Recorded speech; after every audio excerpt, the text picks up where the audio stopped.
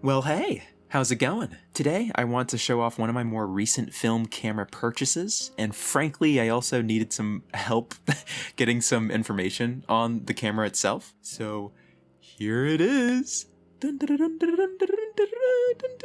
Ta-da! Here it is, the man of the hour, the one and only, the Hobbyflex, the third.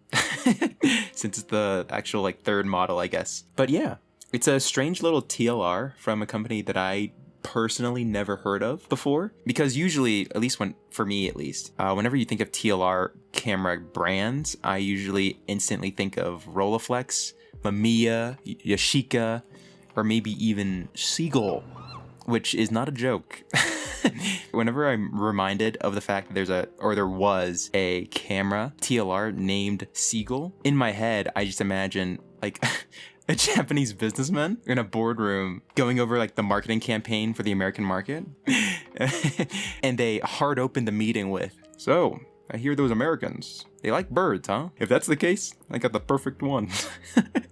Anywho, back to the Hobbyflex. The Hobbyflex? Yeah, something like that. Let's go over all the information that I currently know about the camera itself. So, it's a TLR. Wow. Now, what does that mean?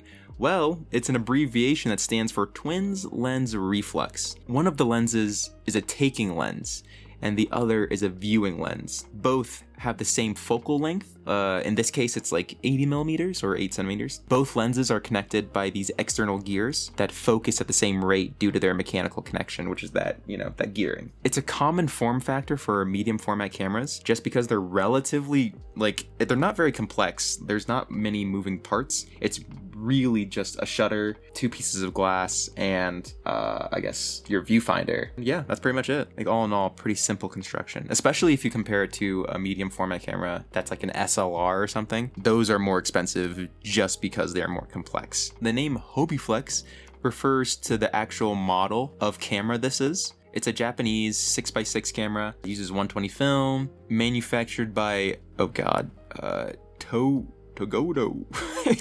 I guess it's Tugay, but with Odo. Togodo. Yeah, no, all right. Okay, I'm not gonna get that one. But here's how you actually pronounce it. Togodo.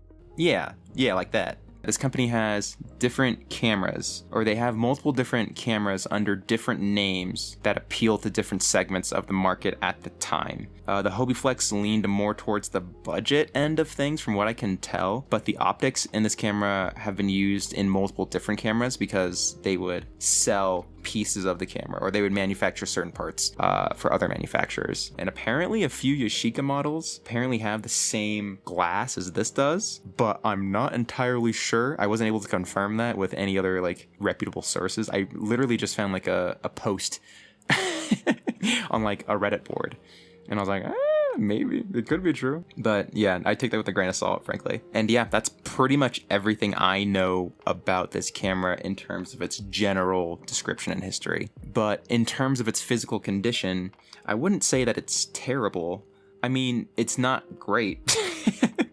But it genuinely isn't bad, and there's not many things to go wrong, so I'm not all that concerned. The leather on the outside is pretty badly chipped and cracked, but I mean, it's an old camera, so I'm not really gonna knock it against it. It's gonna happen eventually. The shutter itself is a little more sticky than I'd like, frankly, and I mean, there's little areas of rust where are starting to show, but I don't think it's honestly in that bad of condition.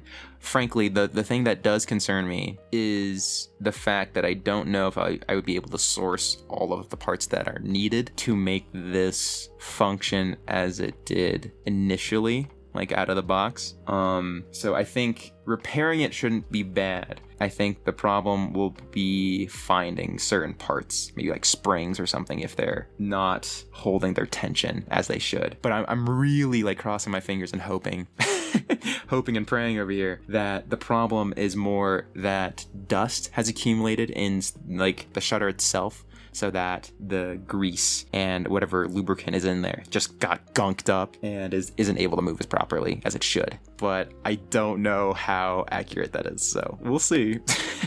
I do plan on taking this camera further apart and repairing it in further episodes, but I just wanted to show you guys because I think it's really cool, and I don't know, I just wanted to show it off a little bit. And these sorts of videos will help me to break up the space, like the gaps in between on my other videos, and I get to share more of the things that I enjoy, which I think is kind of cool. But yeah, here's my Hobie Flex TLR. I hope you enjoyed. Whenever I get around to making a part 2 of this video, I'll probably be focusing on replacing the leather and the disassembly of the camera itself. I think that'll be the next part, but I need to get leather and see how that process is done and research that a little bit more. But yeah, that's all I've got for you today. I hope you have a good night or morning, wherever you may be, and I'll see you guys next time. Bye-bye.